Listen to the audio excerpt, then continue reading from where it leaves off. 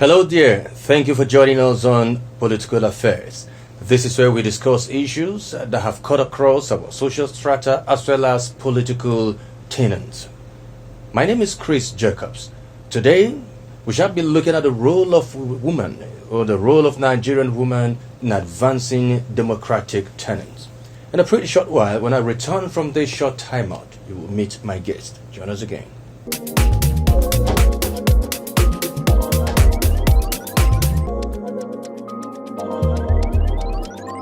You're welcome back, and if you just tuned in, you're watching Political Affairs on Camera.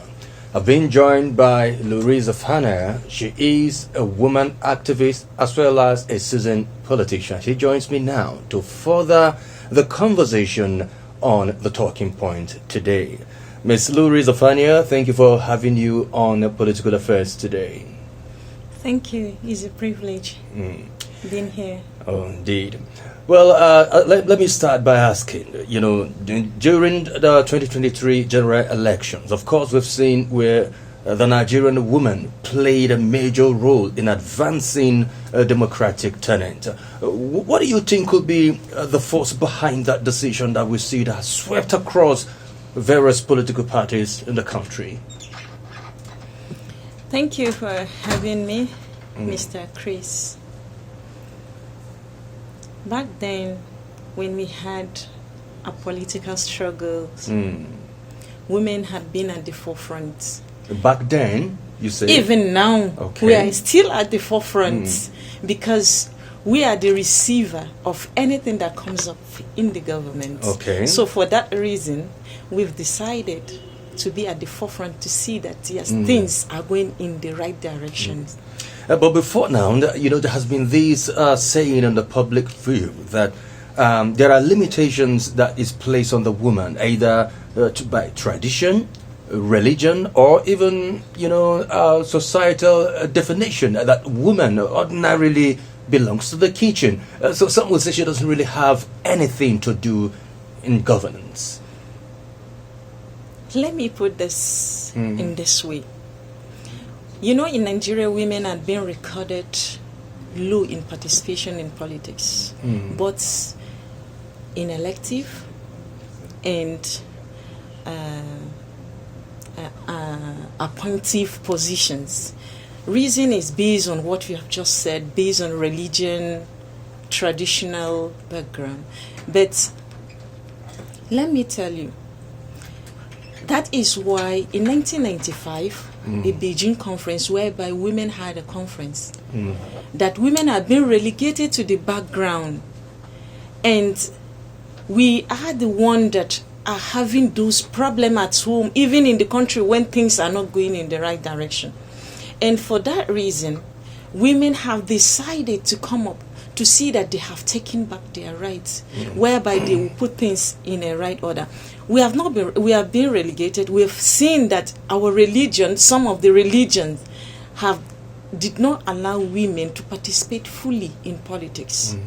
But let me tell you, men are not doing what is expected of them, but rather women can do whatsoever work a man can do. And for that reason, we want government to give us that 35% affirmation in that Beijing affirmation. All right. Well, we've seen that coming to pass in recent times. Looking at the appointment at the national level, first of all. Looking at the appointment made by President Bola Ahmed Tinubu. Will you say the 35 affirmative action, has come to stay, or there is more that needs to be done, much more than what we've seen now? Actually, first of all, I had to commend him for bringing in more women than the previous government, but more needs to be done. We are even angry by removing or taking back Mariam Shetty.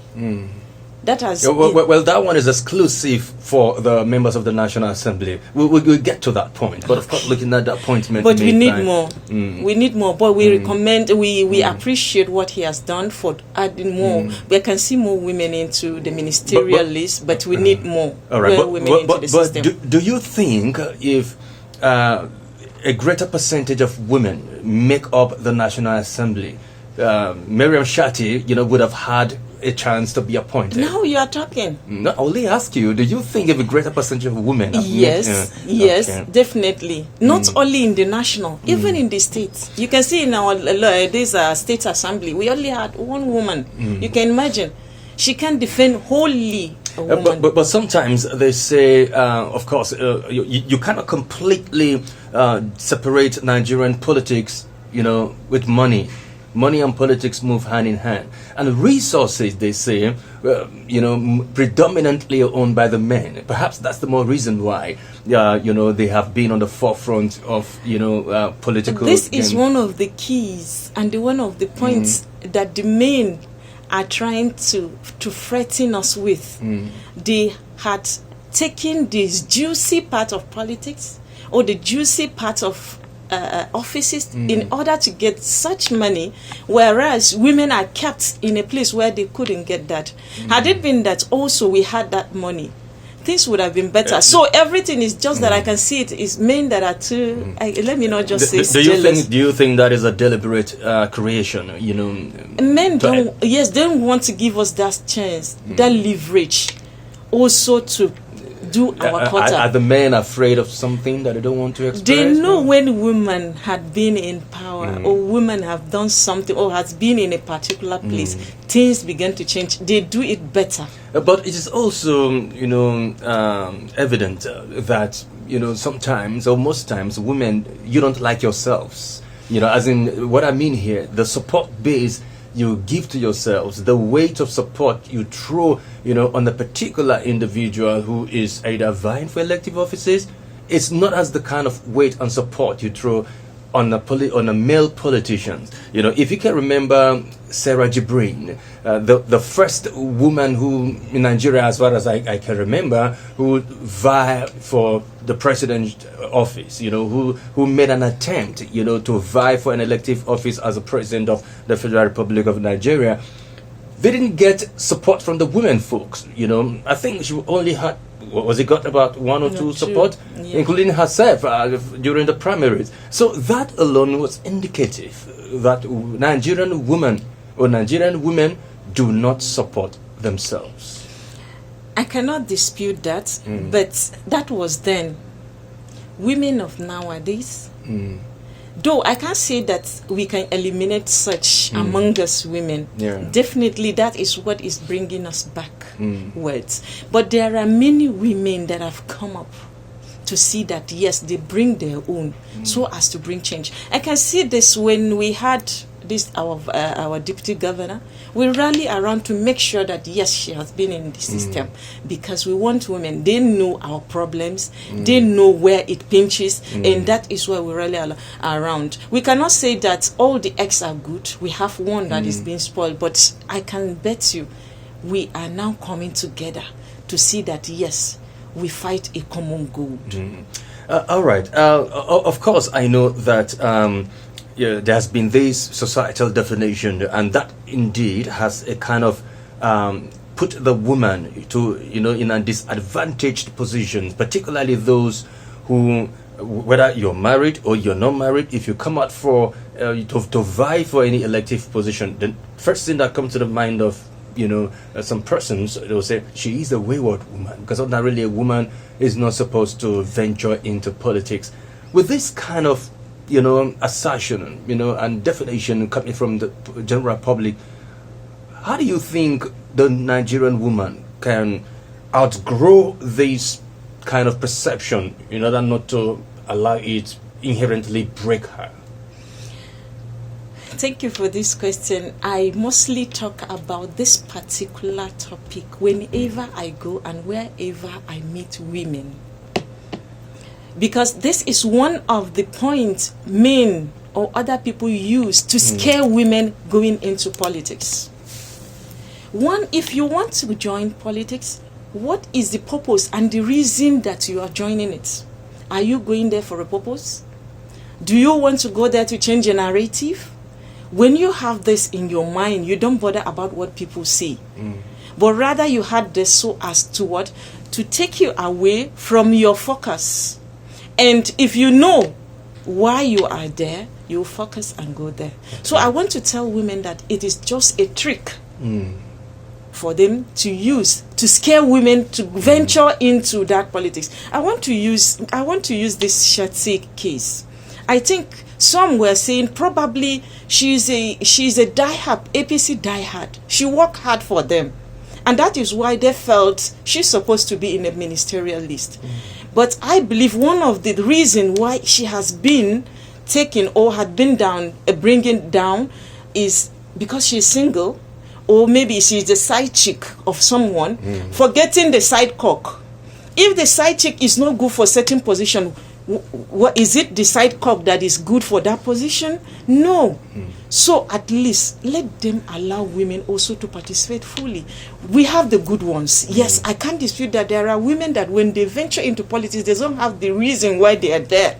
They are there for just to destroy themselves or to take themselves anyhow. But if you know the reason to bring in a change and to change some narration that people are seeing women into it, I don't think nothing will scare you. All right. Let's also look at the power of the woman in politics.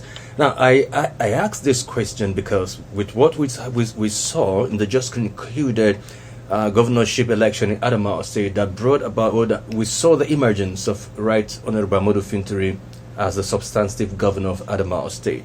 Now, the biggest contender with him is Senator Aisha Binani. Of course, she's a woman and a senator. Yes. And we have also seen along the line, because over time in Adamawa State we've never had a female deputy governor. Along the line, Right Honorable Modu Fintiri, had to change his running mate to a woman. And some say is the fear of Binani, which is of course the beginning of wisdom that brought about Professor Kaletapua.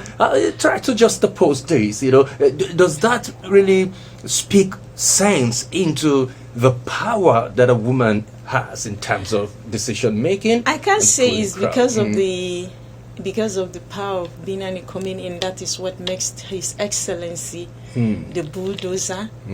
The workaholic governor brought in our professor, Kaletapua Farauta. No. Okay. He felt when a woman is there, is supportive, she will be able to bring another change. I can't say that I love the political prowess of Binani. I love her doggedness as a woman.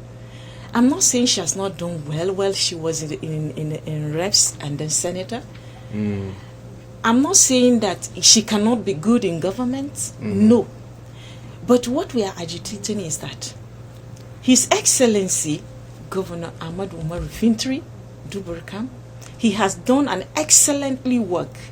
And because of the record we have seen in the government, when someone comes, he changes the plan of the previous government. That is why we said, let him complete what he has started. There are so many things that he has done on ground. When another government come into limelight, that person may not take in that which he has started. And we felt that let him complete it by going with the professor in guiding, in helping him to do it. We are saying when she comes in 2027, no problem. She's a woman. No problem, but this time is all right. Let me allow you to catch your breath. But of course, when we return from this time out, we're going to look at certain agenda as a Nigerian woman, certain agenda for the government in order to benefit women and children. Let's see what the agenda will be like to the executive governor. Okay. All right, you're watching Political Affairs on Camera. We'll take a short break now and be back in just a moment. Join us again.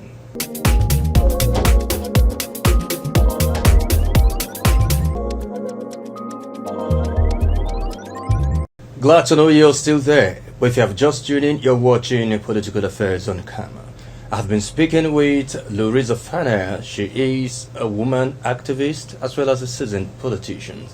Now, before the break, of course, I asked you the agenda you think you would set for His Excellency, Right Honorable Modu Fintiri, to advance the cause of the woman. Now, if you can remember, during the peak of Boko Haram, Adamawa State was part of the state under emergency rule. And to every crisis, the consequence and outcome of every crisis, the bulk of the negative impact lies on the women and children. Now, Adamawa State is recuperating. The healing process has begun, taking place. But there is more to do than what meets the eye. So what is the agenda you think, as a woman, you're setting for His Excellency to put a smile on both women and children? First of all, we need a woman inclusion in all strata of the government, in the political policy. You have the deputy governor. We need more. You have the commissioner for information. They are not much. They are just 3 out of 24. We need more. Okay. Yes, we need more. And 2, he is doing well in school feeding and paying off school fees. These are things that parents cry for. He virtually touches all our problems. What I will just pray or ask for him to do more is that those that are not working, those in the villages, should be given alms, money for businesses. Because I can believe hospitals, he has touched hospitals, he has touched the roads, he is doing all the connection between the rural and the city, all the roads to connect them with the rural areas. He's doing all those things. But I think those with businesses, he should do more, give more capital. Though I saw of recent things, also, virtually infantry knows our problem. Okay. He's just like a savior to Adamawa State. He knows the problem where everybody is pinched. He's there. And even without him going there, his wife also goes there. Okay. So it's just that we need to add to what he has started. But before now, what do you make of the social scheme, in Adamawa State? Because a lot of people have so much given, praises and encomiums to the governor for changing the narratives in terms of infrastructure. We've seen beautiful flyover, which has never been in Adamawa State. But of course, some will say social intervention scheme. Just like what you say, either giving grants or loans to the women and widows. I even learned about even of a stadium. All those things are bringing in IGR into the states. We want a recreational centers also, not personal. We had people that had their personal work, but we want that of government. Like our zoos now had become just a place that one cannot even go there or talk of it. So these are some of the things that the government had to look into it. The social amenities, I think, is light, water. I think I saw the commissioner of water board or something of that nature. Commissioner for water resources. Checking on. It's virtually. I have seen the government is doing well in all aspects. In all aspects, and I believe it's because there are women among. And if he has more, I think definitely so many things will come into land rights. All right. Well, I've also seen where women are picking interest in governance, which is commendable, unlike what it used to be. But what are those things that the Nigerian woman or women in Adamawa State should do in terms of creating an awareness? Because you can't just sit in your house on your couch and expect the governor to just pick you like that without doing nothing. There should be a step further. Are you in unions, or clusters, so that you can easily be identified by the government?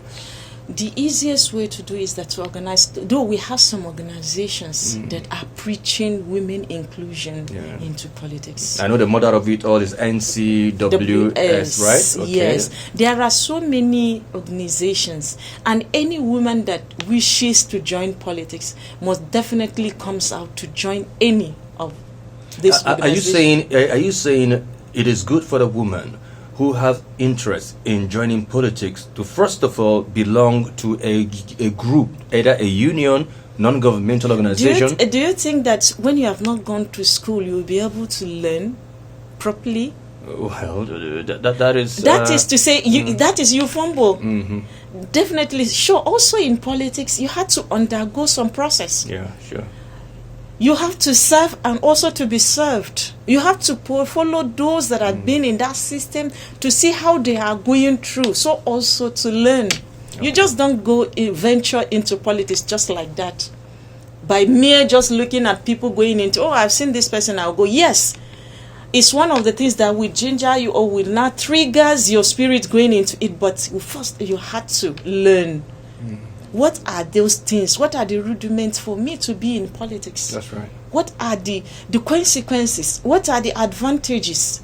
All those things you had to look into it before you join into it. And by so doing, you had to what? You follow those that have known the road. I think the path in which they have gone in the right direction, you follow them. So also as to learn. Like has been said in our local palace, follow who knows road. Okay. Yes. But well, interesting. The conversation is getting more interesting. How would you, react to, because I know they say politicians, always think of the next election, and that sometimes, distract them from the originality of what they're supposed to be doing. How do you think this administration should see itself, separating politics from governance? Yes. Because now, His Excellency Ahmadu Fintiri is not just the governor of the People's Democratic Party, is the governor of Adamawa State, which includes everybody. Exactly. So what's your call on him, separating politics from governance? Actually, this is what is giving some of our politicians a problem. Instead of governance, they are thinking of something different. Of the next election, as a matter of fact. Exactly. So maybe they have been diverted. Some now is thinking of 2027, I'm coming back. It's people that will even be going to him and said, sir, when you are done with this, you are going for senator.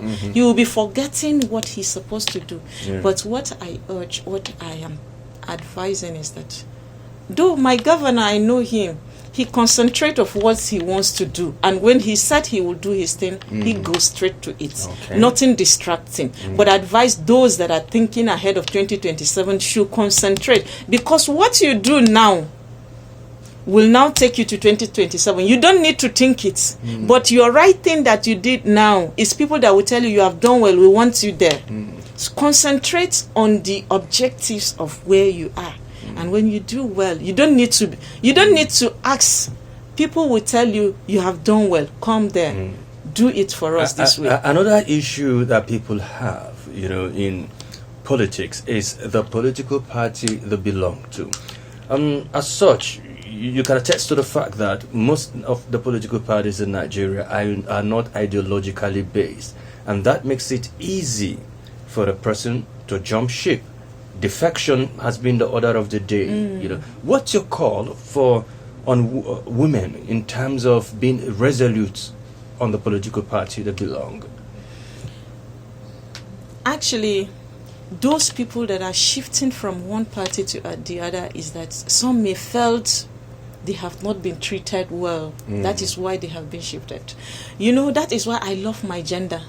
God has given us the spirit of patience and endurance. Yes. Are you sure? I'm very Women sure. endure more than men. Yes. Okay. There are some things when they have passed through a party, they can stand with it. They can endure and be there, but men can't. That is why you can see them shifting from one party to the other. Take a survey. You will see that women tend to be in a particular party, because when we say we are going to do something, we don't change our mind. We do it with all of our hearts. If I say I won't do it, I will not do it. So that is women. We don't have that problem. We pray that men should learn from us. Yes. All right. Sometimes they say what a man can do, a woman can do even better. Yes, sir. Well, there's no better time to end this conversation than now. Luri Zaphania, I want to thank you most sincerely for finding time to come on the show. I hope to see more of you again on Political Affairs. Thank you, sir. Thank you once again. Thank you. Yes, the woman is not just relegated to the background. She has a role to play. If you can educate a woman, virtually you've educated the nation. Join us again, same time, same station, as we come with a fresh edition of the program Political Affairs. Until then, my name is Chris Jacobs. God bless Nigeria. Thank you.